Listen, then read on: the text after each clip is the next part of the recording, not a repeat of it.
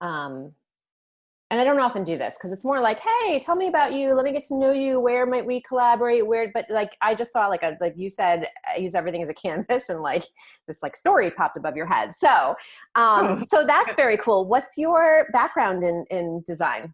So since, I've been young, I've always had my own kind of artwork. But what I understood very early on, interesting, like, so my dad was MD, but he also was a professor. He's a Harvard Business School professor.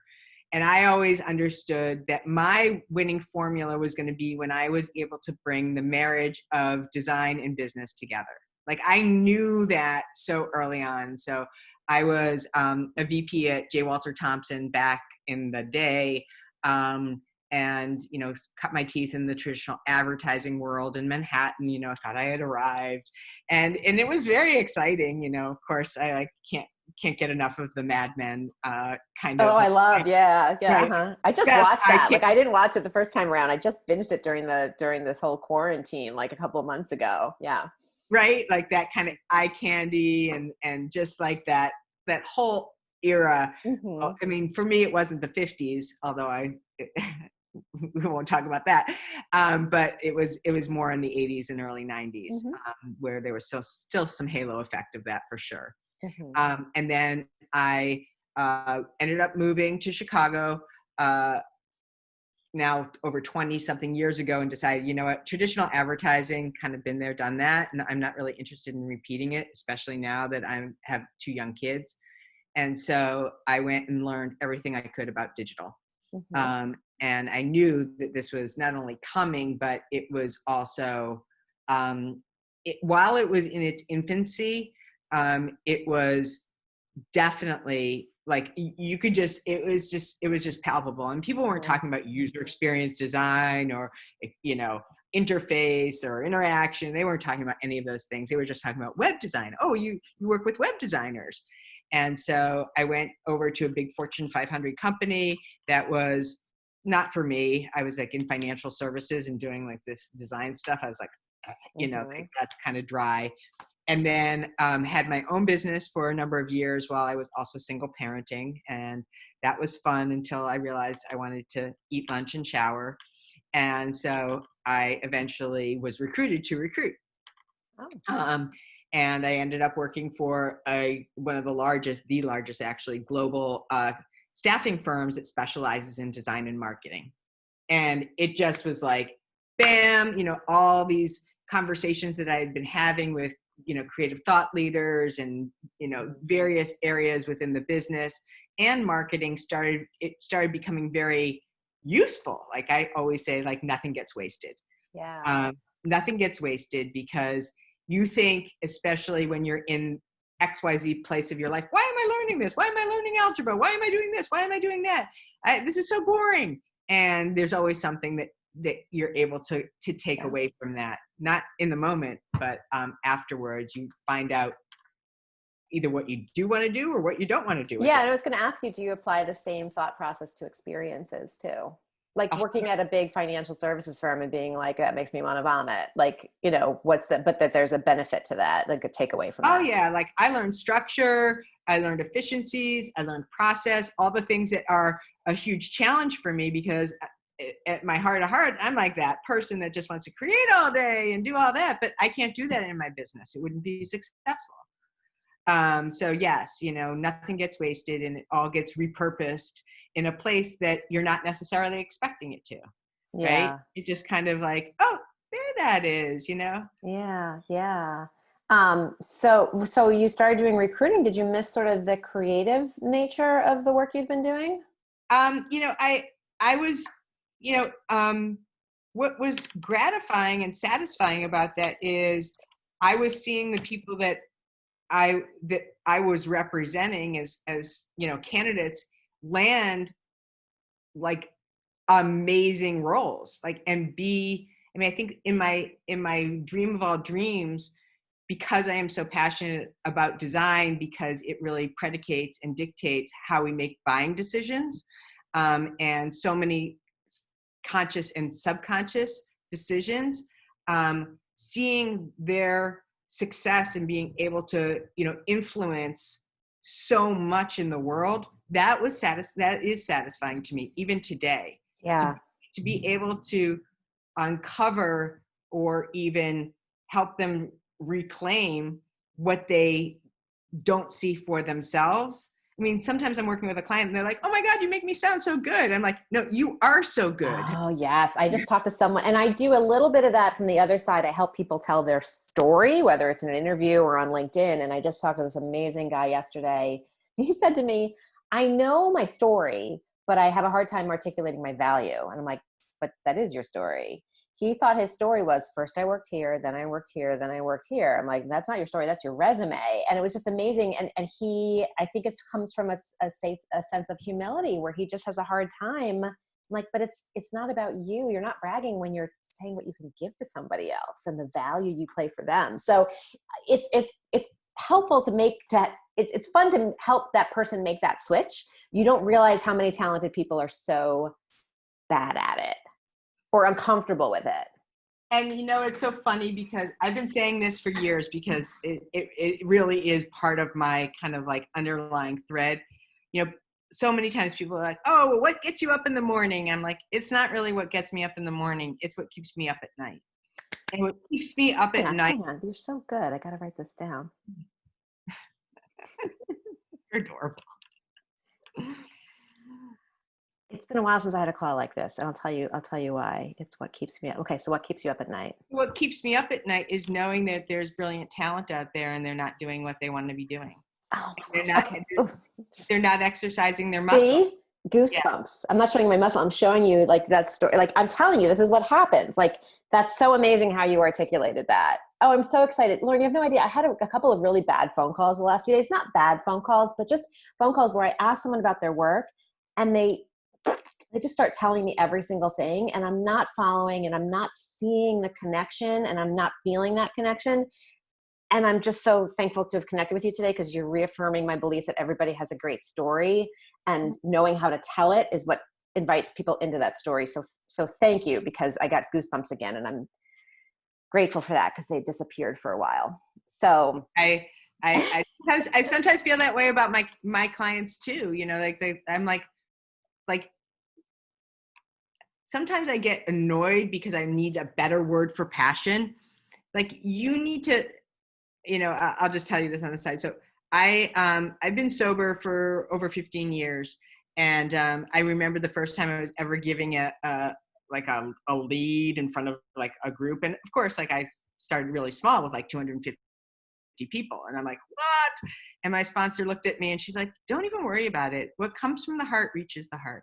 mm-hmm. And I was like, that's me every day.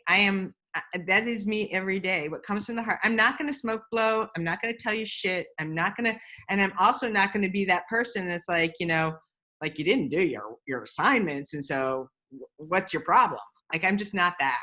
Yeah. And so I think that, what started happening for me is the voice got louder and louder and louder, that what my kind of superpower or one of the things that keeps me up at night is knowing that they don't see what I see because they are their own canvas. They don't see what I see and they aren't able to necessarily see it. And therefore they're not able to formulate it. And therefore they're not able to, quote unquote, communicate it or sell it to somebody else. Yeah.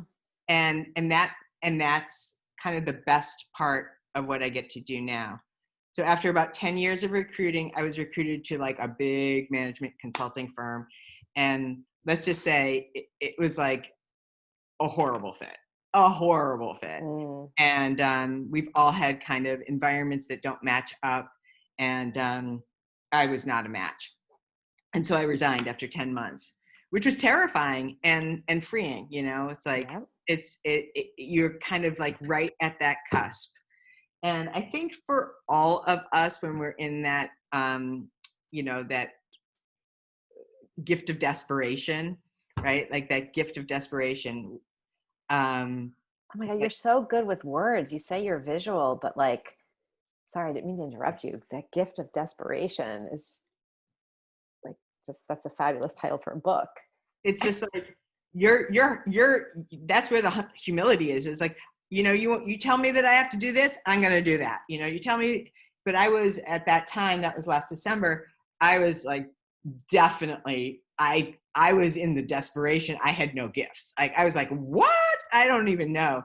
And I just got obsessive about listening to podcasts and reading. And that was all I could do to get my mind out of the gutter. And my fiance and I were in, where were we? We were in Cuba.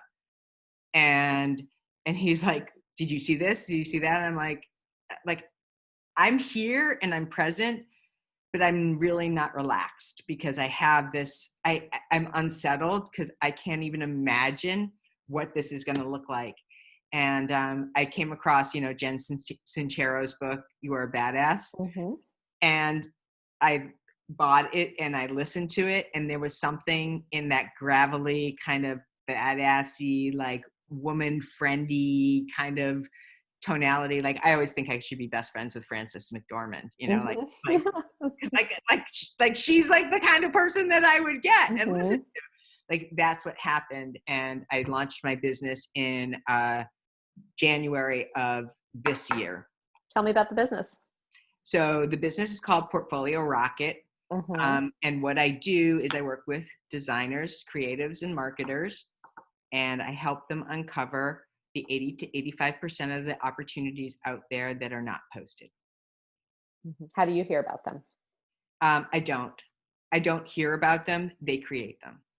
So I developed my own methodology to help them essentially. So the hidden job market, and Sarah Johnston, actually, who's the briefcase coach. Oh, I know her. I met her at Career Thought Leaders where I spoke last year. So she had a really great definition for it, which is that it's when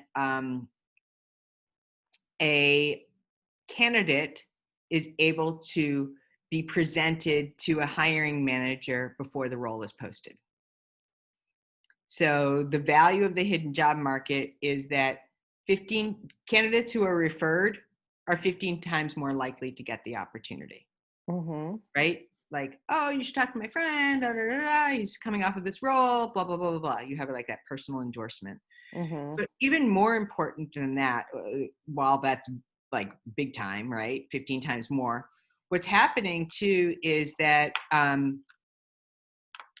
because the entire world happened and the unemployment market literally shifted on a dime, right? We were about a decade of virtually no unemployment.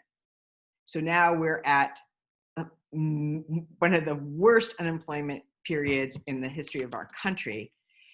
The traditional way that people have always gone about job searching is it's not just broken, it's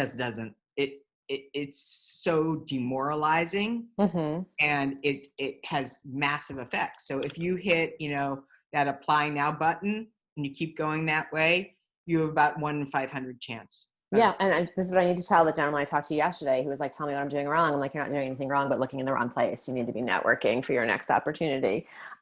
So smart. And I wonder if you could maybe, if we do, like, if I could work on an article with you, if maybe you can give some tips about that. I'm curious to know, so does Portfolio Rock, is this like your new canvas? Does this fill your soul with all those bits and pieces you picked up along the way? Is this new chapter kind of, are you right? Yes. Feel like you're good about where you are? I feel great. I feel like, so I have the goosebumps now. I feel so blessed. Like I get like, first of all, I get to be myself. I get to really be myself. I was, one of the reasons why I was not a good fit is because in an email to a candidate of mine when I was over at Korn Ferry, I put the word yippee in an email and I got like reamed. Like how this is such unprofessional language and blah, blah, blah, blah, blah. And the irony of this whole situation, which makes me even like laugh like a kid even today, was the CEO to the company that I sent this email to came from, he basically was the guy that created Vivid Entertainment. So he comes from the porn world. and he's running a company called Monkey Knife Fight, which is all about prop betting. So like, I have a feeling that he's heard much worse than Yippee. And in that come to Jesus moment, I realized like, it doesn't really matter. I can't be, they say, oh, bring your whole self to work. I don't think Yeah. Yippee is like that No, egregious. you're too colorful. You're too colorful for that role. Too much color. Tone it Exactly. down. Yeah. Yeah. Exactly. And so It's like making your world sepia toned or something. exactly yeah, just like dim it down, just, exactly. And I don't want to do that at this point in my life. And so Yeah. Can I it's, ask how old you are? yeah, 56. Oh, you look wonderful. Thank I'm you. right behind you. Um, okay. So you have a fiance, you have grown So, kids? so my kids, I won't go into too much TMI. So I have two boys, 26 and 23. They both live in New York, but they've been in Chicago for a while. I was married for about 12 years, had a horrible, horrible, horrible divorce that was just devastating. Married to a very smart and shrewd lawyer, and ended up going through a custody battle, of which I lost. And that was really, really painful. And so, a big piece of my story, not necessarily related to my professional life, is that for the period of time, and I was already 5 years sober when I lost custody of my kids, has really been about being of service, sponsoring a lot of other women, Wow. getting involved with a lot of volunteer work, specifically at Cook County Jail, and doing some Wow. things, yeah, that are, um, like when I told my mom that I got the clearance to go to jail, she was like, I thought you were gonna like tell me you met a Jewish doctor. I was like, no, like this is a big moment for me. I'm like the Jewish Johnny Cash. I'm going to prison. But again, that's just a new canvas. First of all, thank you for sharing that with me. And that sounds like another just wonderful story to share because it can help so many people. As you're talking, I have another friend who I met through LinkedIn, who you see a canvas, I see stories, she sees connections. And I don't have her amazing ability to connect people just based on what she hears from them. But just as you're talking, there's two people I would love to introduce you to if you're open to Yeah. opening up your world. You mentioned liking podcasts. Have you been a guest on podcasts? Um, yes and no. Okay. I mean, again, I'm getting into more of the toddler phase. I'm coming out of some of the infancy, but I've been on a few, but they have been very unpolished, right? Okay. Like the Yeah. host has been like super unpolished, because I've been, and that's no criticism. It's just where they're at, because everybody and their mother has a podcast right now. Yeah. Yeah. And so I think that, like everybody has a camera, so they're a photographer, right? And, what I know from interviewing so many candidates over the course of time is that I have developed a methodology, not necessarily written down, but a way to engage with them. And if that other person if I'm the recruiter and I am interviewing somebody else, I can only go so far, right? But I have to be able to, have the agility to Mhm. find the germs and then spread them. Probably Yeah. a great way That's it. Yeah. And I wouldn't use that right now. There's a woman I want to introduce you to, because here's the thing. I can write an article, and my blog is not huge, I mean, but I think my readers would find value in your story and inspiration in your story. And it seems to fit with what I do, but you're so good at telling it that I wish I had a podcast. It would be unpolished, but it would still be great. But there's a woman I know who I just think that you and she would click so well. And she's in Canada, and her name is Louise Reed. And do you know her from LinkedIn? I don't, but it's funny because my mom is from Montreal, so I'm always like, Okay. yeah, She's from Toronto. Ottawa somewhere. Oh, She has a radio show that is, it's a Canadian radio show, but it's like broadcast around the world. The Louise H. Reed radio show. She features a different woman in business every week. I've been on her show. I know a number of people have been on her show. You would be the perfect like you would just mesh with her. Plus which she's divorced with 2 boys. No, she's remarried, but she went through a tough divorce. She left the corporate world because it wasn't a fit. She felt like she was being squashed. She's a coach for women now. And there's a million of those, but I do believe that she is special. And I think that you would enjoy talking to her. And I think that you would be a great guest for her. And I would just like to make the introduction. I would be so honored. Okay. I really would. I will do that. And I think the new fiance or husband does the bookings for her, but let me send you, and I can even send you if you want to hear it, my episode with her, which was done some time ago. But I trust her. What's the name of her company? It's Louise H. Reed is the radio show. And I think she runs a company. It might be called Humanizing Leadership, but that might be her book. She's just REID? REID. REID. Okay. Yeah, and you can find her on LinkedIn, but I'll make an introduction. The second person I would like to introduce you to is someone I don't know very well, but she's here in Connecticut where I am, and she attended one of my workshops, and we talked after, and she is a recruiter for lawyers. After many years of being a lawyer, and then she opening her own recruiting firm. She's got a divorce story that again, I don't know why I'm even thinking of this, but like your story and her story sort of mirror each other, and you both work in recruiting and you both look to help elevate other people, and yes, maybe more casually so, because just, that's Valerie. I mean, I'm telling you, like, it's all good, right? Yeah. I just sense that you and she might enjoy talking to each other, but that would be a more casual, people do this to me all the time. Like, you should meet this person because she helps women. And then I talk to the person, I'm like, but this person and I are so, like, we're not in the same realm. I would love to tell your story in my blog. I recorded this. I want to come back to you with some more thoughtful questions, if I may, so that I can make sure that I can do it in a way that does your story justice and also allows you to impart your wisdom in a way that is that my readers can intake. I mean, something as simple as recruiter tips, 15%, you're 15% more likely to get the job if you know someone. You're 1 in 500 when you're hitting apply now. But this idea of the canvas, starting a new canvas for your life, for the next chapter, the canvas that is your resume. I mean, something about that thematically really interests me. And I hate to cut it short today, but I am going to have to run for That's all right. a 12:30 call with my intern. And I'm going to give her this recording to look at and transcribe for me.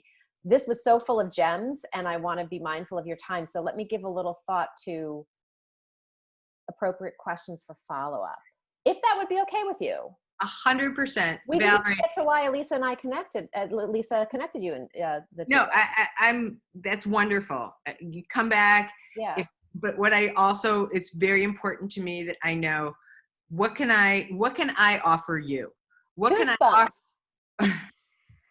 But I mean, what kinds of people, if this was the let's say the avatar or something that you said that you were coming off of like a bunch of calls where the goose pimples were quiet. Yeah. I can easily make some inroads if that would be of value to you for other people who I think can ignite your audience. Thank you. This is just, I appreciate this. It's the authenticity behind the story. It's the way you put it, the way you articulate it. And thank you for helping me believe that, yes, you can meet a connection through someone else who you can feel those goosebumps again. Because again, the people I've met over the past few days were lovely, wonderful people. I miss that sense of like, why are we talking? Like what is it there? Now, just tell me real quick, how did you and Lisa know each other? So, her mutual friend, Lisa Bowman was my client over at Korn Ferry. So I placed a bunch of people at United Way. Okay. And so Lisa and I became friends. Lisa invited me to her LinkedIn Live and some other stuff, but Lisa and I were on a panel together. Okay.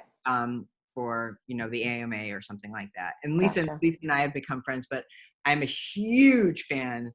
And that smile that Elisa has is freaking megawatt. I mean, it is magic. It really is. And so I've been kind of on the side and keeping her kind of close by. Yeah. Awesome. Good. Yeah. She and I crossed paths years ago at HBO, years ago. And then reconnected just through the sports world. And I think when she was moving to the Marlins and I was telling people stories, and she has some fabulous stories too. In fact, I'm late on an article I was writing about her next chapter and how she's giving back. So sometimes I make too many promises to people that I'm like, I love your story, I'm going to tell your story. Then I'm just like, oh my God, wait, I want to make sure I do all the stories justice. But I really appreciate this. And you've just given me so many things to think about in this short conversation. So I would love to follow up with you. Yeah.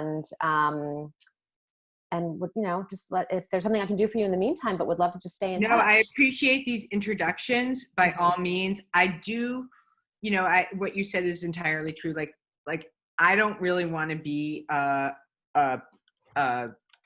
celebrity. I want to be a voice for creatives and marketers, because those people unfortunately are afflicted with the worst, because they are so accustomed to marketing and packaging everybody else's products that they can't do it. Don't know how to package themselves. Yeah. And it's funny, in a way, I feel like I do that I don't specialize in one type of client as far as like career assistance. But when I think about it's so much more rewarding for me for years after putting stories on the air to help people see the value in their own story and how to tell it in a way that's going to get them where they want to go. Like that's the gold trophy I want, for being able to help people do that. So I think we're very aligned in what we do. And I think when you do it with such a spirit of giving, and that comes through, like that's what fills you, Oh, fills completely. your heart. Completely. So I want to see a picture of the medicine cabinet though. Will you? Okay. I will definitely send that. I actually owe a picture. Do you know David Breyer? I don't think so. No. So what would be great is, I tell a lot of stories on my on LinkedIn, but anyway, the story that I did yesterday was that it was about being bold. And anyway, this guy has been like, That's what I saw. The bold thing. yeah, this guy With has the exam shirt. Yeah. the kapow shirt. Kapow, He's yeah. been a hero of mine, and I finally got the balls to like go approach him and say like, can we have a conversation? And it was so great. It was amazing. And I was like, for all those people out there that are like, I can't do this, like it really isn't that difficult. No, we got to get out of our own way, I think. That's great. I love that so much. Thank you for sharing that story. And I will definitely reach back to you because I would love to just, first of all, continue talking, but also to do something that's of value based on this opportunity to know you. And then if it's okay with you, I'm going to reach out to Louise and then maybe connect you guys on LinkedIn if that works for you. I would totally appreciate that. Wonderful. All right. Well, thank you so much for your time. I'll look forward to our continued conversations. Yeah. And do you want to just email me and let me, fine. I think so. I have your email if that's easiest. I'm on LinkedIn a lot, but sometimes I don't see messages all the time. So I will, I'll reach out by email instead. Perfect. All right. Talk to you soon. Have a great day. Thanks a million. Okay, Thank bye-bye. you so much. Bye-bye.